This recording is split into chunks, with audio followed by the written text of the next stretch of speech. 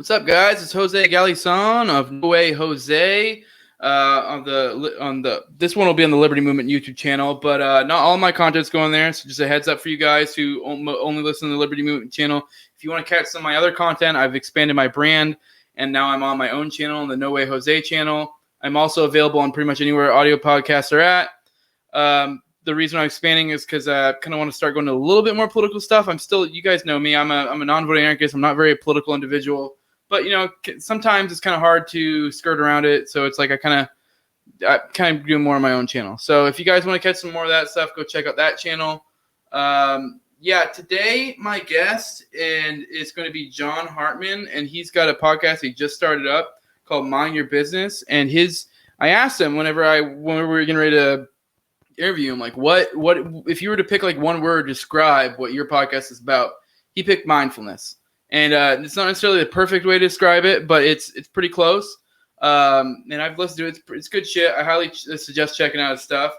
I'll go ahead and explain what mindfulness is to give you guys an idea. I looked up a definition. Mindfulness is a basic human ability to be fully present, aware of where we are and what we're doing, and not overly reactive or overwhelmed by what's going on around us. Now, I've told you guys before, I'm an atheist. And so for me, I'm not like a super spiritual guy, but I do think there is something that's kind of like spirituality. And for me, that would probably be like the closest thing to spirituality would be that. So with that, I'm going to go ahead and bring on John, and I'm going to let him tell us what he's about and all that. And I'll shoot the shit with him, and we're going to have a good old time. All right. What's up, John? How's it coming? I know we were having some weird glitches. Can you hear me good? Yeah, all the way through. Holy shit, it worked. About damn time. So, I'm sorry, go ahead. I said it's about damn time. Yeah, I know. We were, just to let people know what's going on, we were having some weird glitches. I don't know what's going on, some Apple thing, just doing some weird audio glitches, but here we are. We finally figured it out. Obviously, it kind of adds the craziness to today. Who knows? Maybe it's the Fed boys dicking with shit with everything going on at the Capitol. You catch any of that today, John? Yeah, dude, it was crazy. I honestly don't know what to say about that. I can see, with the mindfulness kind of thing, I'm kind of still just breathing it all in and seeing what I think about it. Not really giving myself much of an opinion here or there with it. Yeah, that's kind of where I'm at too. It's funny too because like a lot of my friends know what I'm about, and they immediately hit me up when like this happens, and are like, "Hey, what's your take on this?" And it's like I've told multiple people today, like, I don't fucking know. Give it a day or two, and I'll come back to me because it's like I have no idea what way this is gonna go. I don't know how to process it. So there's so many different, especially in the advent of all the BLM riots that happened a while back, and so many people got pie in their face taking one stance or the other. It's kind of almost better to wait it out and kind of like get a grip on like. Take in all the information so you can get an educated opinion on what you think and what's going on. So, and it definitely applies here. So, but yeah, definitely craziness no matter what way you look at it. So. Yeah, dude. Yeah. For sure. Yeah. Yeah. So, I want to get your take on what mindfulness is. I think you summed it up. Actually, fuck that. I messed up. Go ahead and introduce yourself to the audience. Let's back it up a little bit. You introduce yourself to the audience and let them know what you're about. There's really not much to say. I'm John, and I started Mind Your Business because I just, in this climate with all the lockdowns and everything that's been going on, I see the need for people to start, trying to take care of themselves mentally.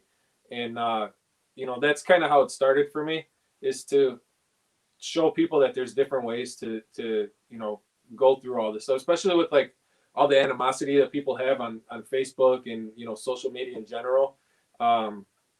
Couple that with being stuck in your house and that kind of thing, and you're really not well mentally. So I've been studying all this kind of stuff for quite a while. I want to say like in my probably mid-teens is when I really started getting into meditation and mindfulness and like kind of Eastern philosophy, but all kinds of stuff really. I just started absorbing all these things that weren't typical of like a Western type culture. So yeah, and finally, years and years later, I'm like, yeah, I gotta start talking to people about this kind of stuff because we need it now.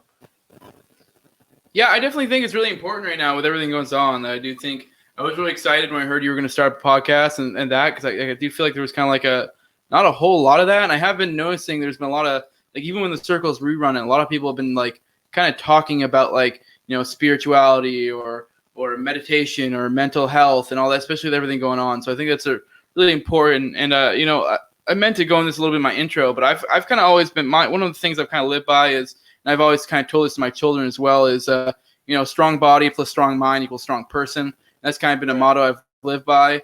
But I've kind of failed a little bit in this regard. I've never been one to really get too deep in this. Like I've been working out since I've 12 years. So my fucking tongue's fucking up. I've been working out since like 12 years old. I've been always been, not always, but especially now as an adult, I've got more into like strengthening my mind and like reading and becoming more intelligent and more more well learned. But like probably like this type of aspect is when I've kind of failed at, and I've kind of like, I mean, I guess I fall in that typical male trap of like, when it comes to like feelings or like, this type of stuff, I just stuff that shit down deep and just ignore it until, and hope it goes away. That's kind of been my mentality for all this shit. And I've heard that's the best way to deal with it, but I'm open to hearing your path. So, I mean, you're right about that. I think that we're not taught to take care of ourselves mentally, especially men, but just really anybody. You're taught to take care of the next person, and there's nothing wrong with that. But in my opinion, you can't take care of anyone if you can't take care of yourself. And the strong mind, strong body thing is pretty accurate, and a lot of the things that I read also mention that kind of stuff. But I think it's more important to work on your mind first and your body later. For me, I mean, I'm not going to tell anyone what to do, but I really feel like you got to take care of your mind so that you can know how to take care of your body, and so that you can know how to carry out your life. And it's actually like one of my favorite quotes was from Frederick Douglass, I think. I know there's been dispute about whether or not he said it, but it was essentially like, it's easier to build strong children than to repair broken men. And for me, that hit me like, right in the heart, because I was like all about that kind of stuff already. Is like, yeah, we have to work on ourselves. We have to make sure that we're doing what we need to do mentally, because if we're not there mentally, there's no way in hell we can be anywhere else physically. Yeah, I think it's super important for men too. Like, I'm a father, you're a father, and I feel like too often us as men, we kind of fall into that trap of we're expected to be the rock of the family. And I do think that's fine. I do actually feel like there's something to that you are to be the rock. But I feel like that needs to come from a place of being mentally healthy and not from a place of I'm just ignoring shit and just like not dealing with stuff. And it is kind of hard because I feel like, when we're like, I know for me and my family, my wife or my daughters have issues, it's like I have to be like, oh, honey, what's wrong? But if I have a problem, I mean, generally speaking, it's kind of like, not that they don't, but it's kind of almost like, well, who gives a fuck? Like, you're supposed to deal with this, like that's your thing. I'm not saying my wife's like a piece of shit that acts like that, but you get what I'm saying? That's almost like the typical expectation of like, you're supposed to just deal with that shit, like you're a man, suck it up, deal with it, Yeah. Sorry, you had something to say? I think that's pretty accurate. I think for a lot of people, and maybe I'm wrong with this, but I don't believe I am. The family feeds off of the father's energy, in my opinion. That's not to take away anything from mothers or anything like that. But when the father, like you said, in a lot of instances, is the rock, and the reason that they look at, dad can handle it. Dad can handle it. If something's wrong with you, dad can handle it. And they know that dad is there for them to handle it for them, which is a good thing. But you also need to, teach them like, no, the older you get, you got to start taking care of yourself. So, I mean, I get where you're coming from. We're not taught to take care of ourselves. Men are not taught to take care of themselves. And we're not taught to, emotions are like a feminine aspect supposedly and all these things. But I mean, regardless of whether or not they're a feminine aspect, there's a balance there between emotions and physical strength and whatever. So yeah. And ironically, I find it to be almost hyper masculine to be more aware of that, because as I've gotten older, like I feel like that the whole masculine feminine thing is driven from this thing of insecurity. And as I've gotten more older, I've gotten to where I don't really care about how I'm perceived when it comes to masculine or feminine or shit like that. And I realize it's almost, in a sense, it's feminine to have this, like, it's more masculine to not care what other people think. And so it's like to have this, like, oh no, someone might perceive me as feminine or overly masculine or whatever. If anything, that in a sense is not masculine. Like, I feel like it's man energy to be secure in yourself and not care what other people think. And you know what I mean? Like, you kind of get what I'm driving at? Yeah, absolutely. And I think you hit it on the head right there. I mean, you don't have to, like, I don't give a shit what anyone thinks of me. I really don't. I don't care if some, big musclehead jock wants to call me a bitch for, caring about myself and my emotions and everything, whatever. Go ahead. I know me, and I don't need you to know me like I do. So, if you want to be a dick, I'm all right with that.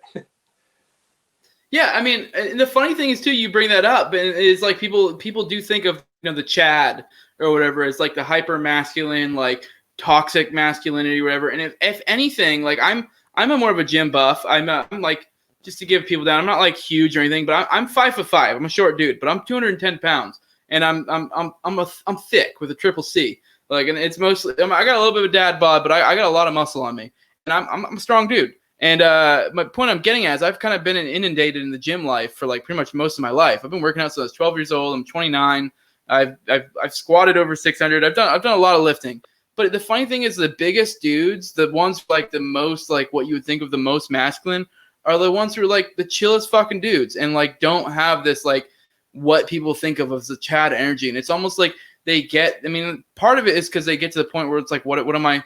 They're doing it for themselves. Because I feel like when it comes to like, especially taking care of your body, you get to a point where it's like, I'm not taking care of my body out of this insecure trying to put on a front for other people. You've gone to a point where you're content with your body and you're just doing it for your health, for something you like. And it's like, there's no insecurity there. If anything, like those like super big, like what you would think of Chads are some of the fucking nicest guys you'll ever meet in the world. Yeah. I mean, you look at them, they're kind of like, you think they're like holy shit, but yeah, there's actually a lot of wholesome gym Chad energy when you hit the gym, Yeah, I got one of my brother-in-laws. He's just like you. He power lifts. He's in competitions and stuff like that. The kid is ripped, and he's one of the nicest guys I know. But what you're describing to me is self-confidence more than anything. Because, once you're confident, whether it's, being that big ripped guy or like, the guy like me that's into his feelings and that kind of stuff, you get to a point where you're just confident. You don't need to prove yourself to anybody, And the way that I got there is through looking inward and being mindful and meditating and that kind of thing, and not being too quick to react and this type of thing. And that's what all this stuff that I'm talking about in my videos and my podcast or whatever you want to call it, has to do with, is building yourself so that you can take care of yourself and not be concerned with anybody else, which I think fits perfectly with the liberty movement, because it's basically teaching yourself to be your own master, Yeah, it's very Stirner-esque. I don't always bring up Stirner, but I'm kind of fresh off reading Stirner. There's so much shit in there. That is very much a Stirner thing. And like, it's like this, it's about the individual and it kind of all derives from there. And there's very much a lot of energy there of like, taking care of yourself, and it comes from that kind of deal. I want to get your opinion on, I guess, I want to hear your definition of what you would describe mindfulness as, since that's what you gave me the definition of what, or the one, if I was to describe your show in one word, that's what you gave me. So I want to hear what you would describe mindfulness as. And I mean, I know you're probably going to go into different spots. I'm not trying to pigeonhole your show into one spot. It's kind of the general vague idea of what your show is kind of roughly about. So I want to get your opinion on what mindfulness is. I thought the definition I found was pretty good, but I'd like to hear yours if you have one. Yeah, dude, I thought it was spot on what you said. I mean, it's really just being present, being in the moment, not putting your preconceived notions on things, letting things ride out and just being an observer, really. A lot of times you're just so constantly in the process of doing something and just continuously doing things that you don't stop and be. And that's essentially what it is. It's just being.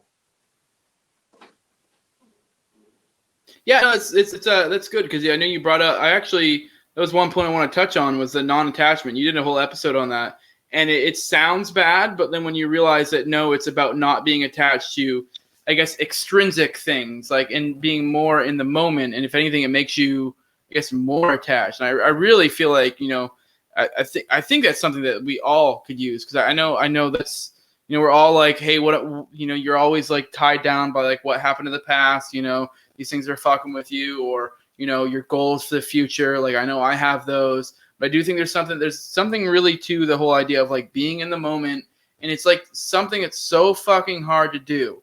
That everyone's just so goal oriented, even if it's just a small goal of something hours away. But it's just like to just be in the moment of just enjoy that. Like here I am with my children, or here I am with my wife, or what have you. It's like that's such a. I feel like it sounds so simple, but it's so fucking hard for everyone. I think, Yeah, dude, it's real simple. It's super simple to just put it in words, but it's hard to practice it.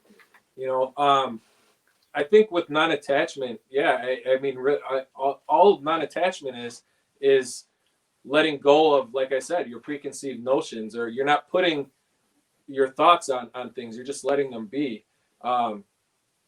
And that's really what all this is all about is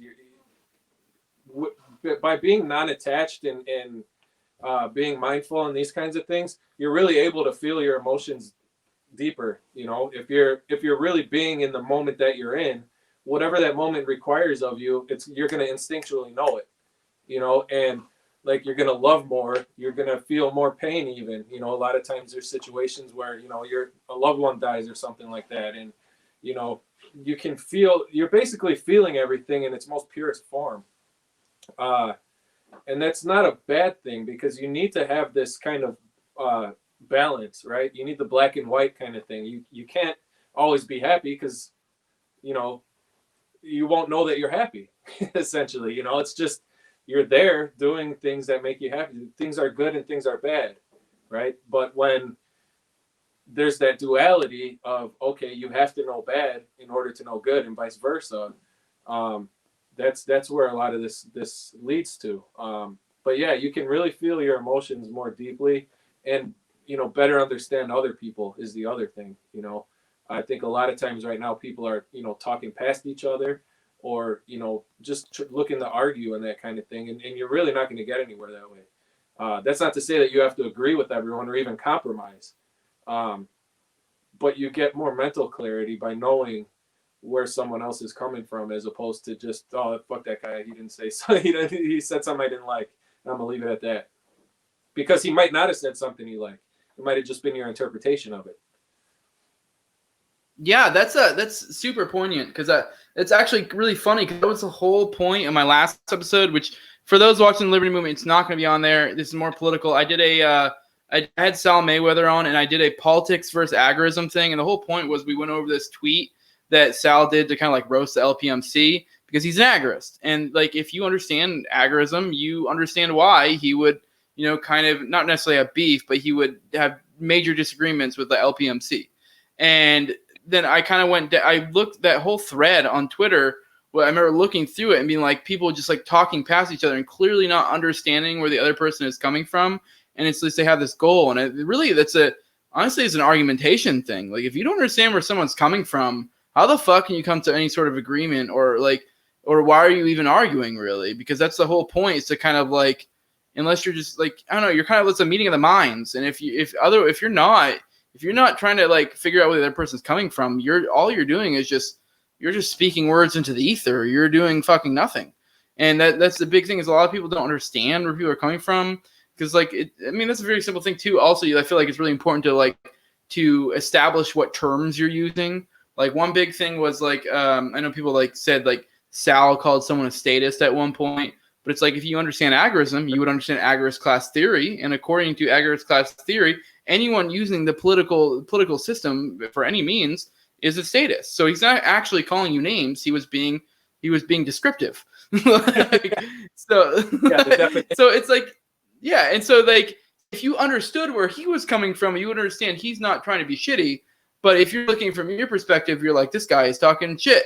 But so that was like my whole point of that whole episode. And I think it is hard in this modern day world because especially in normal conversation, you don't just like back it up and just go like, oh, well, what did you mean by this? What did you mean by that? Because I mean, we'd be here forever. But there is something to that, like, because I think that comes from the whole attachment thing of like, you have this attachment of, I have notions, have the past, and then you have the goal of the future. Because people come in, I think, with a lot of arguments when it comes, especially social media and such, of like, hey, I want to convince this dude, or I want to fucking make him look stupid. So you have this goal that you're set on, instead of being in the moment and being like, here I am with an individual and we're talking.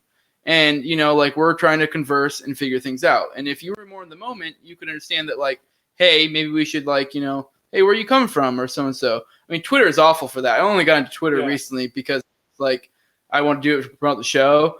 But yeah, Twitter is awful for that. The whole like 120 character or whatever the hell it is now. It really makes a conversation. Sorry, you were saying? I was just saying they do that purposely, right? Because they know that people's attention spans are getting shorter, and you got to make it a way to no. I mean, just like I was telling you in a private message earlier, or maybe it was yesterday, whatever. But I said, people like to argue, and people like to feel like they're right. And if they can't do that, they really don't give a shit about what you have to say. I notice all the time, like, I'll post something on my Facebook page. It's a real positive thing. And I don't, it's crickets. I maybe get like 4 or 5 likes, no comments. And then you have, I'll post something like semi-political or whatever. And there's, 80 something comments. And it's like, well, there you go. I mean, that's all I need to know that, number one, people don't pay attention to everything. They don't like positivity as much as they all preach they do. Or at least that's what it seems on social media. But they also only want to argue. They want to feel right, and there's nothing wrong with that, I guess, but that's just not for me. And the thing we were talking about with understanding where people are coming from, there's a couple ways that I feel like you can look at it.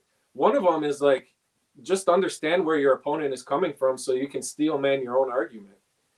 Like if you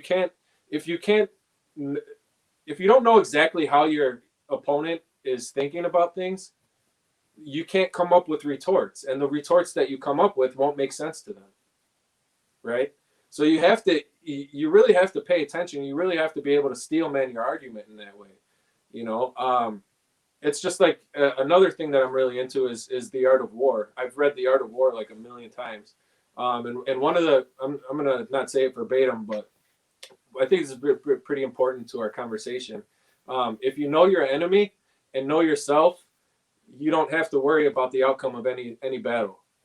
If you know yourself, but you don't know the enemy, you only have to worry about half the battles.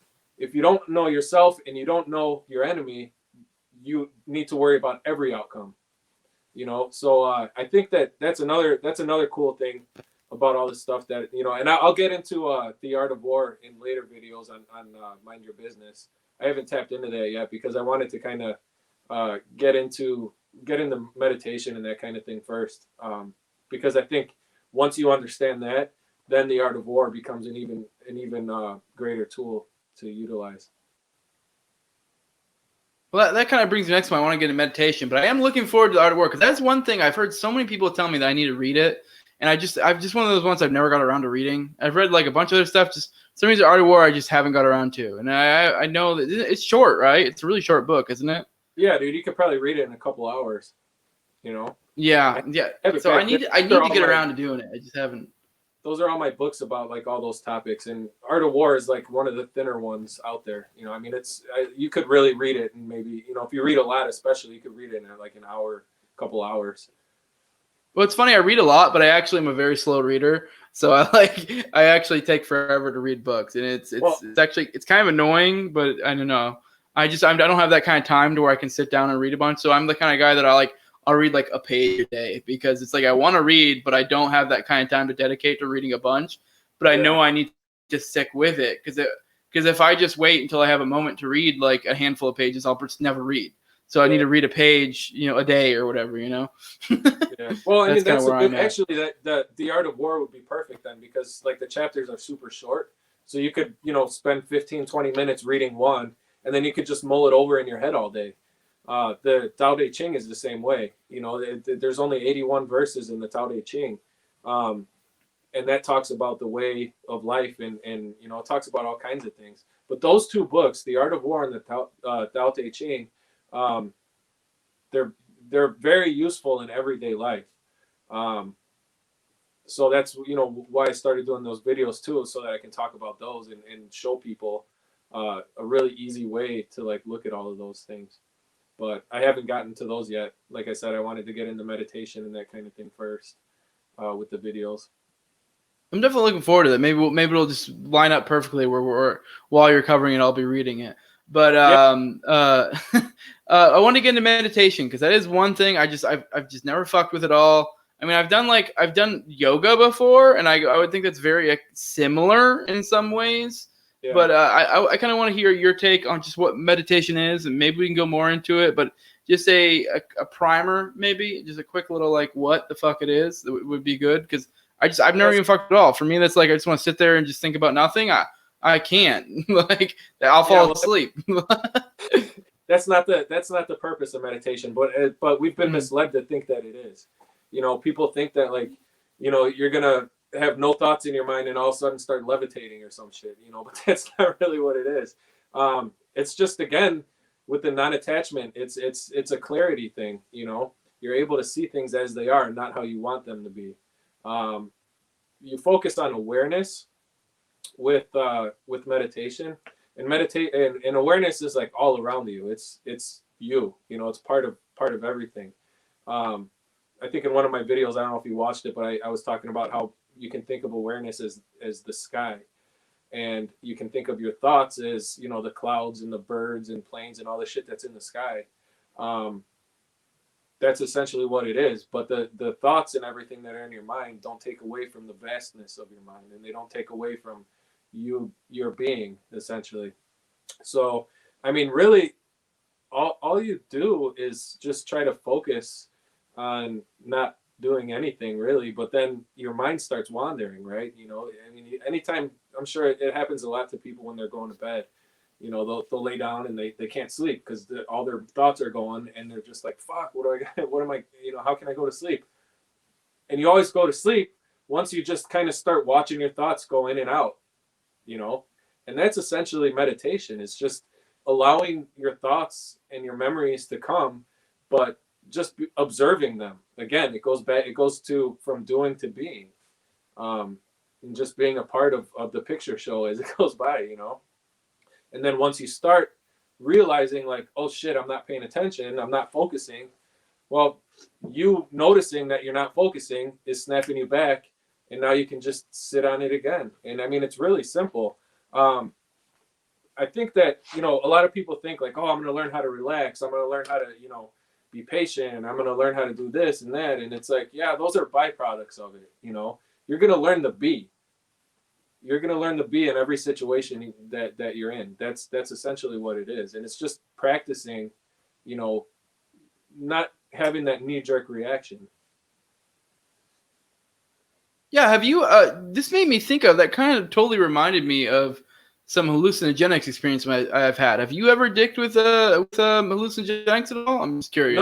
No, I haven't. And the funny thing is I've not done drugs at all. Oh, wow. Yeah, I don't hate them, but I grew up in a family that was in Alcoholics Anonymous, and I got scared into hearing like all the stories of like all the people, like I'm sitting by myself, like with my sister, and we're like listening in to all this, horror stories that these guys are talking about in their meetings. So, yeah, I'm not opposed to them. And I potentially would try them at some point, especially hallucinogenics, because I think those are good things. Like psilocybin and even DMT, I haven't, and I don't know that I ever will, but I never say never, I guess. Yeah, I've done shrooms a handful of times, and I've done acid probably like I don't know, just a couple times, but I did like super low doses just because I'm a very cautious individual, and I didn't want to jump head first into it, so I just kind of like toyed around with really, really low doses just to see how it was. And they're definitely very different vibes. I would suggest. I think they remind me a lot of my like shrooms, and I love shrooms. Like, I mean, I mean, it's not something I would like do like every day or anything, but it's like it very much is like what you're describing, where you're like it makes you very intrinsic and very in your head, and just like I don't know, you'll have the most profound thoughts. And I can only imagine someone who's already experienced in meditation where something like hallucinogenics could bring you, especially like shrooms. I don't know. I would highly suggest looking into it. Yeah. No, again, like I'm not. I think that hallucinogenics was stigmatized, right? I think not. Now we're starting to see. I think in Denver, some other places that they're actually like legalizing hallucinogenics, because they're as the government is like being a little more slack on a lot of these drugs. They're allowing people to do studies on them. And with the studies, I mean, the whole thing is it's big pharma, right? They don't want you to, they want you to take their drugs. They don't want you to take natural drugs that you can grow in your backyard, right?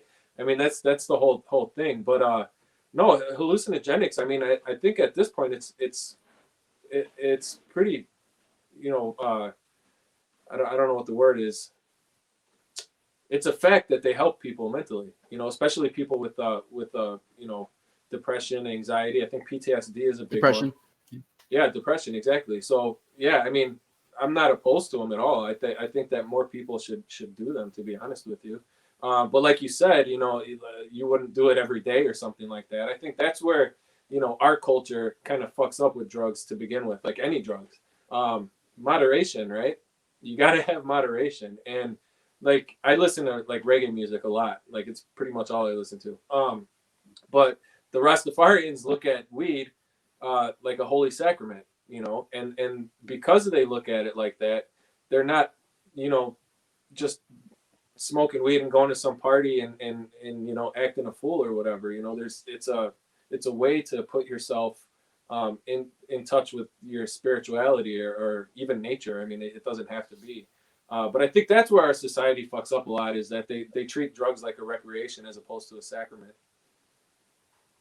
No, I get that. Yeah, I definitely. I don't know. Like I mean, you haven't really messed with them, but even like the so-called bad trips or whatever I've had on shrooms, and it's not like I'm not one who's done a ton of hallucinogenics, but even the ones that I would consider to be like bad, that like scared me or whatever, even weirdly, I somehow felt like I got something out of them.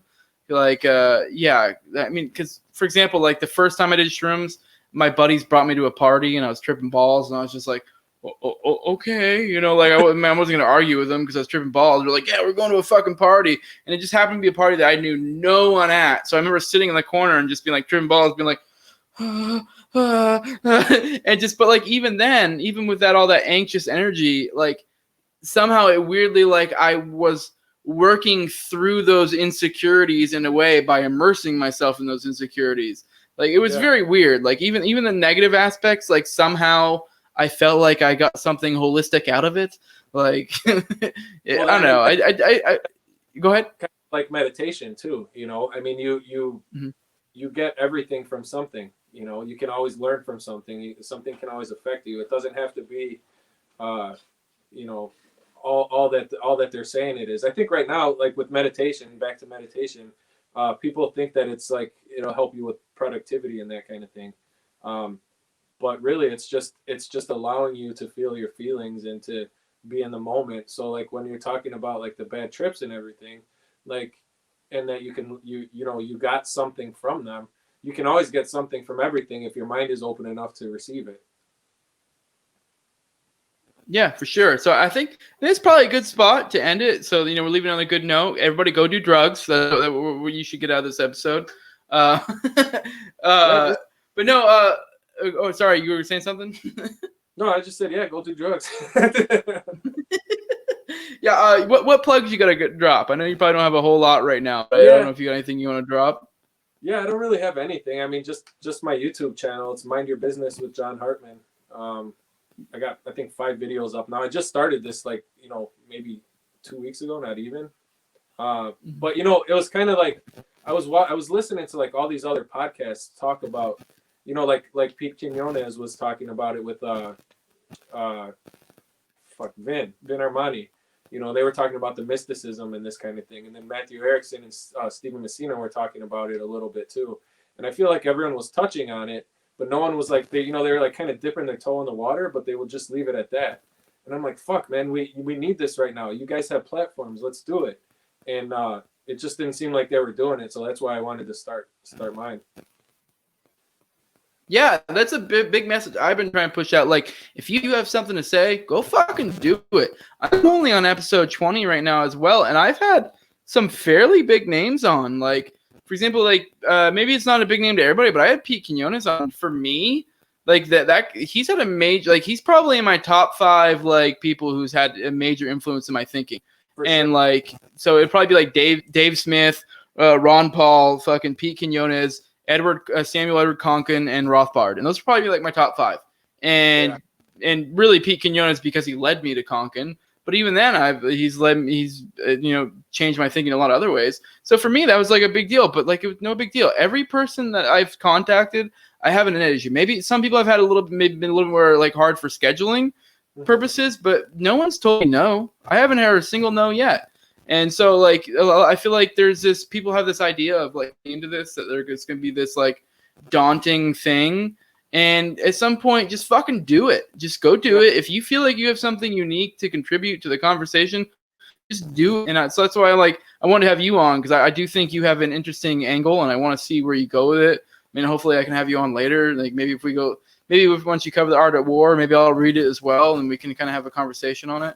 But yeah, definitely, like, if you're out there and you have something interesting to say, go fucking do it. Don't have this idea of that there's some, like, glass ceiling, the fuck, that's the silly ass saying, there's no reason. There are people out there, that people want to help. That intro you saw earlier, like in other podcasts, just straight up just did it for me out of kindness for no fucking reason. I didn't even ask them or anything, So like, I'm a retard when it comes to tech. So my point being is, if you say fucking go do it, and it'll kind of just come together, Absolutely. So, but you're never gonna get to that point if you don't have the things that I'm talking about in my videos.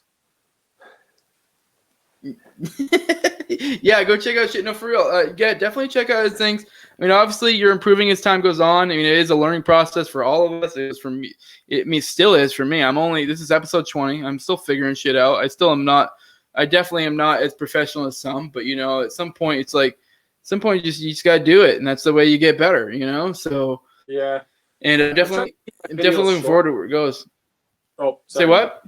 Oh, I said I'm just trying to keep my video short right now, to keep people's attention. I kind of just go with the flow. I'd like to have them longer, but it's really hard to just sit and stare at my iPad and talk at it. This is a lot easier to talk to someone and kind of like spitball back and forth. So the videos are short, but it's mostly because I'm trying to keep people's attention right now. I'll do longer videos if I feel it's necessary, but it is what it is for now.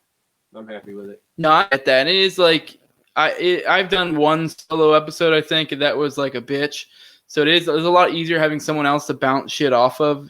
And it is weird. You said like the shorter ones, and I agree. I get where you're coming from, but it is weird. Like just judging from the view counts I've had from stuff, it's so hard to predict what'll get more views and what won't. Like some of my super long episodes got a lot of views, and then like it's all over the place. I mean, I only have 20 episodes so far, but still, it's hard to predict what people will be attracted to. But I do think it is good, especially with what you're doing. You're like introducing concepts, and so to keep them concise is probably the way to go. And then maybe one long, maybe those a little bit longer. But yeah.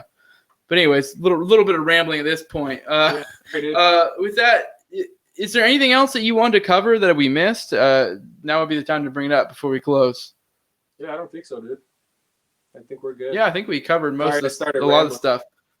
You're good. I that's kind of my brand is rambling. So with that, John dropped his plugs. I'm sorry. What'd you say? Just so everyone knows, we got a little bit of a lag here. So no. Huh? I said we're 2 peas in a pod, rambling. Yeah. Yeah. All right, I'll go and drop my plugs real quick. Like I said at the beginning, I got the No Way Jose YouTube channel. I'm available pretty much anywhere audio stuff is at.